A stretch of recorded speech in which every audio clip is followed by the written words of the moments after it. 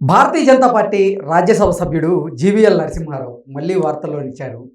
జీవీఎల్ నరసింహారావు గారు వైఎస్ఆర్సీపీకి కోవర్ట్ అని, ఆయన టీడీపీని టార్గెట్ చేసేందుకు పావులు కదుపుతున్నారు అనేటువంటి వార్త ఇప్పుడు సోషల్ మీడియా వేదికగా చక్కర్లు కొడుతున్న నేపథ్యంలో జీవీఎల్ నరసింహారావు గారు ఏంటి, కూటమి ప్రభుత్వాన్ని టార్గెట్ చేయడం ఏంటి, అసలు ఏం జరుగుతుంది అనే దాని మీద మనం విశ్లేషణ చేసుకునేటువంటి ప్రయత్నం చేద్దాం. ప్రస్తుతం మనతో పాటు ఉన్నారు ప్రముఖ రాజకీయ విశ్లేషకులు, ప్రముఖ సీనియర్ జర్నలిస్ట్ సిఎస్ రావు గారు. సార్తో మాట్లాడదాం. Sir hi sir. హలో.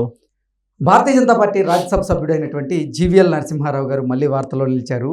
ఆయన వైఎస్ఆర్సీపీ కోవర్ట్ అంటూ కూడా గతంలో కొన్ని వార్తలు వచ్చాయి. అయితే ఇప్పుడు మాత్రం జీవీఎల్ నరసింహారావు గారు తెలుగుదేశం పార్టీని టార్గెట్ చేస్తూ ఆయన కొన్ని పావులు కదుపుతున్నారు అనేటువంటి వార్తలు వస్తూ ఉన్నాయి. ఆయన కూటమిలో భాగమైన నేపథ్యంలో ఆయన తెలుగుదేశం పార్టీని టార్గెట్ చేస్తూ ఆయన ఎందుకు పావులు కదుపుతున్నారు, అసలు ఏం జరుగుతుంది తెర వెనకంటే ఏం చెప్తారు సార్? బీజేపీలో కొంతమంది లీడర్స్ ఉన్నారు, వాళ్ళు ఏం మాట్లాడినా సరే అది వైఎస్ఆర్ కాంగ్రెస్ పార్టీకి అనుకూలంగా మాట్లాడుతున్నారు అనేటువంటి అభిప్రాయం కలుగుతుంది. అలాగే మరొక టీం మాట్లాడితే అది తెలుగుదేశం పార్టీకి అనుకూలంగా మాట్లాడుతున్నారు అనేటువంటి అభిప్రాయం కలుగుతుంది. ఇప్పుడు బీజేపీలో ఉండి వైఎస్ఆర్ కాంగ్రెస్ పార్టీకి అనుకూలంగా వ్యవహరిస్తున్నారు అనేటువంటి అభిప్రాయం ఎవరెవరి మీద ఉందంటే GVL Narasimharao number 1, number 2 Somuveerraju, number 3 Vishnukumar Reddy, ఇలా రకరకాల పేర్ల తర్వాత మాధవ్, విష్ణువర్ధన్ రెడ్డి. సో ఇలా పేర్లు ఒక 4-5 పేర్లు చెప్పుకుంటూ పోతే కనుక వాళ్ళు వైఎస్ఆర్ కాంగ్రెస్ పార్టీకి సంబంధించి కోట్లుగా వ్యవహరిస్తున్నారు అనేది వాళ్ళ మీద ఉన్నటువంటి చెరగని ముద్ర. అందుకే వాళ్ళు ఏం మాట్లాడినా సరే అది వైఎస్ఆర్ కాంగ్రెస్ పార్టీకి అనుకూలంగానో లేదంటే జగన్మోహన్ రెడ్డి నుంచి వచ్చినటువంటి సంకేతాల ప్రకారం మాట్లాడుతున్నారు అనేటువంటి అభిప్రాయం కలుగుతుంది. దానికి తగిన విధంగా వాళ్ళు మాట్లాడేటువంటి తీరు కూడా అదే విధంగా ఉంటుంది. తాజాగా జీవీఎల్ నరసింహారావు 2 విషయాల్లో మళ్ళీ ఆంధ్రప్రదేశ్ రాష్ట్రం ప్రజల దృష్టిని ఆకర్షించారు. ఏంటి ఆ 2 విషయాలంటే, ఒకటి ఇటీవల కాలంలో కేంద్ర ప్రభుత్వం ప్రకటించినటువంటి 15,000 కోట్ల రూపాయలు అమరావతి నిర్మాణానికి. ఆ 15,000 కోట్ల రూపాయలు రుణమా గ్రాంటా అనే దాని మీద రకరకాల చర్చ జరుగుతుంది. దాని మీద ఆల్రెడీ నిర్మలా సీతారామన్ కొంతమేరకు క్లారిటీ ఇచ్చారు. అలాగే బీజేపీకి సంబంధించినటువంటి అనకాపల్లి ఎంపీ రమేష్ మరికొంత క్లారిటీ ఇచ్చారు. బీజేపీ నేతలు కొంత ఇస్తూ ఉన్నారు.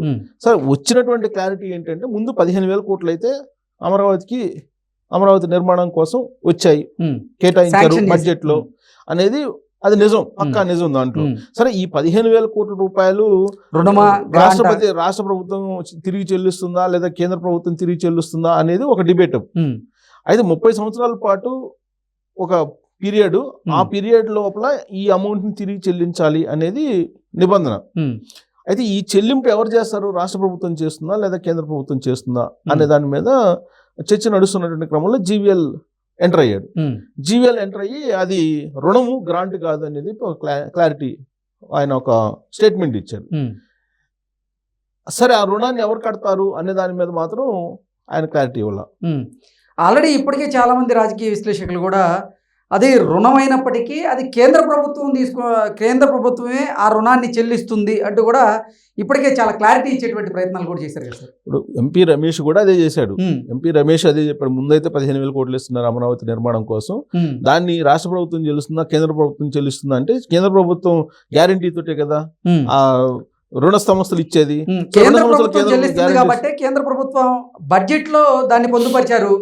అది రాష్ట్ర ప్రభుత్వం కనుక చెల్లించే పని అయితే రాష్ట్ర ప్రభుత్వానికి సంబంధించినటువంటి బడ్జెట్ సమావేశాల్లో దాన్ని ప్రస్తావించారు కదా, ఇది కేంద్ర ప్రభుత్వమే చెల్లిస్తుంది అన్నట్లుగా ఇప్పటికే చాలా మంది భారతీయ జనతా పార్టీకి చెందినటువంటి ఎంపీలు క్లారిటీ ఇచ్చేటువంటి ప్రయత్నం కూడా చేశారు. క్లారిటీ ఇచ్చారు. 15,000 కోట్లు వస్తుంది అనేది కన్ఫర్మ్ అయిపోయింది. తెలుగు ప్రజలకు సరే ఎవరిస్తేమి ఎవరు పే చేస్తే ముందైతే 15 కోట్లు వస్తున్నాయి కదా, అమరావతి నిర్మాణం అయితే వేగం పుంజుకుంటుంది కదా అనే హ్యాపీలో ఉంటే, ఈలోపు జీవీఎల్ ప్రెస్ ముందుకు వచ్చాడు. ప్రెస్ ముందుకు వచ్చి అది రుణం అని చెప్పారు. దాంతో టాపిక్ డైవర్ట్ అయింది. ఏంటి సార్, ఆయన ఇప్పుడు అసలు ఉన్న ఫలంగా ప్రెస్ ముందుకు వచ్చి అది రుణం అని చెప్పడానికి కారణం ఏంటి? దాని వెనక కుట్రకోణం ఉందని చెప్పేసి ఇప్పుడు తెలుగుదేశం పార్టీ వాళ్ళు అనుమానిస్తున్నారు. అలాగే బీజేపీలో ఉండేటువంటి ఒక సెక్షన్ ఆఫ్ లీడర్స్ కూడా అనుమానిస్తున్నారు. అసలు జీవీఎల్ ఇప్పుడు సందర్భం లేకుండా అసందర్భంగా ఎందుకు ఆయన జీవీఎల్ ప్రెస్ మీట్ పెట్టి అసలు అది రుణం అని మాట్లాడాల్సి వచ్చింది? అసలు మాట్లాడాల్సిన అవసరం ఏంది? ముందు 15 కోట్లు వచ్చినాయి, అమరావతి నిర్మాణం కోసం మేము కట్టుబడి ఉన్నాం అని చెప్పచ్చు. అది కేంద్ర ప్రభుత్వం చెల్లిస్తున్నా రాష్ట్ర ప్రభుత్వం చెల్లిస్తున్నా తర్వాత సంగతి. అసలు టెక్నికల్ గా చూసుకుంటే కేంద్ర ప్రభుత్వం ఇప్పించేటువంటి రుణానికి కేంద్ర ప్రభుత్వమే చెల్లిస్తుంది. Hmm. ఎందుకంటే గ్యారెంటీ కేంద్ర ప్రభుత్వమే ఉంటుంది. వరల్డ్ బ్యాంక్ నుంచి ఇస్తారండి, అవును. వరల్డ్ బ్యాంక్ నుంచో లేదా ఏషియన్ బ్యాంకుల నుంచో ఏదో బ్యాంకుల నుంచి ఇప్పిస్తారు. Hmm. ఇప్పించేది ఎవరు? కేంద్ర ప్రభుత్వం. Hmm. రాష్ట్ర ప్రభుత్వాన్ని చూసైతే ఎవరు కదా, Hmm. కేంద్ర ప్రభుత్వం హామీ ఉండి ఇప్పిస్తుంది. Hmm. చెల్లింపు కూడా ఎవరు చేయాలి? కేంద్ర ప్రభుత్వం చేస్తుంది. ఆ రాష్ట్ర ప్రభుత్వం చెల్లించకపోతే, చెల్లించలేని పరిస్థితిలో ఉంటే Hmm. కేంద్ర ప్రభుత్వం బాధ్యత తీసుకుంటుంది కదా. Hmm. సో కాబట్టి టెక్నికల్గా తీసుకుంటే కేంద్ర ప్రభుత్వం ఈ మొత్తం కూడా భరాయించేటువంటి అవకాశం ఉంది.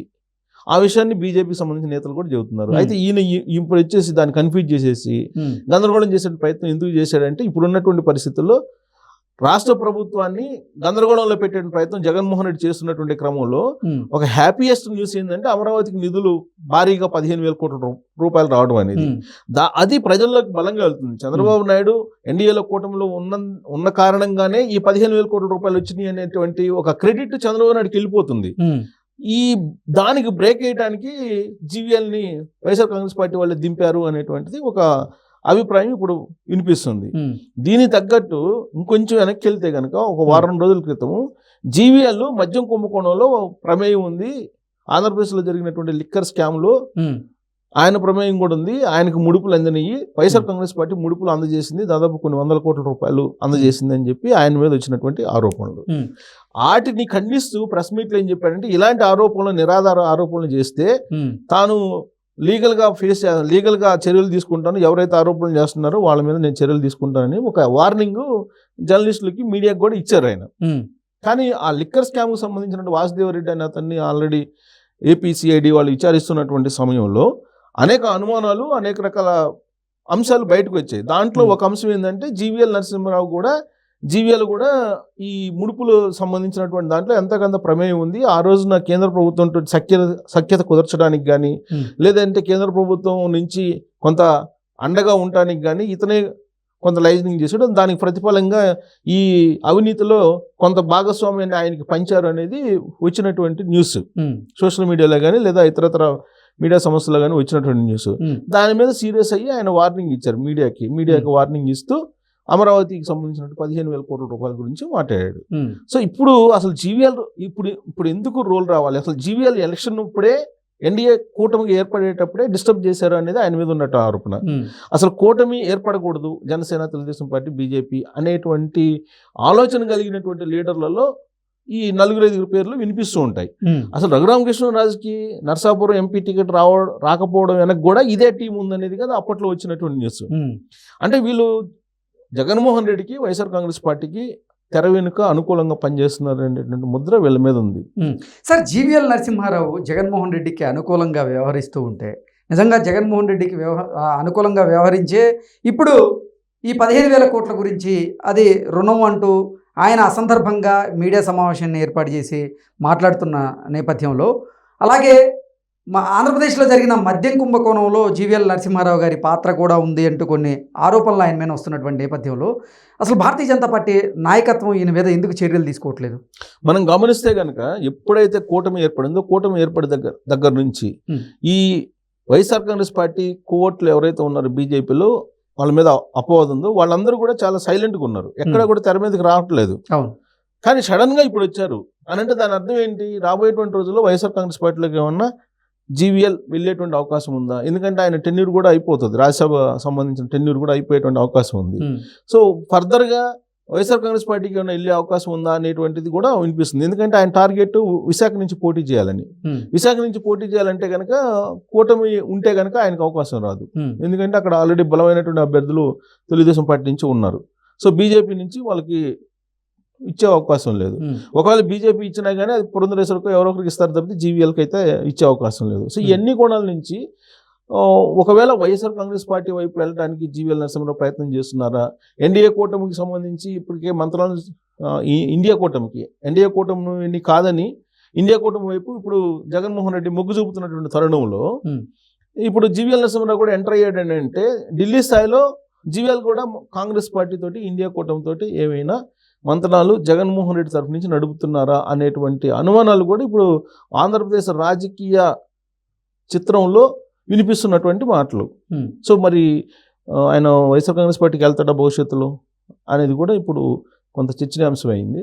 సో మొత్తం మీద ఏంటంటే ఈయన హఠాత్తుగా ఈ ప్రెస్ మీట్ పెట్టడంతో ఆయన మళ్ళీ మరొకసారి వివాదాస్పదమైనటువంటి లీడర్గా వైఎస్ఆర్ కాంగ్రెస్ పార్టీ కోవర్ట్గా బీజేపీలో ఉన్నట్టు లీడరు అనేటువంటిది వాదన ఇప్పుడు మళ్ళీ ప్రజల్లోకి వెళ్తుంది.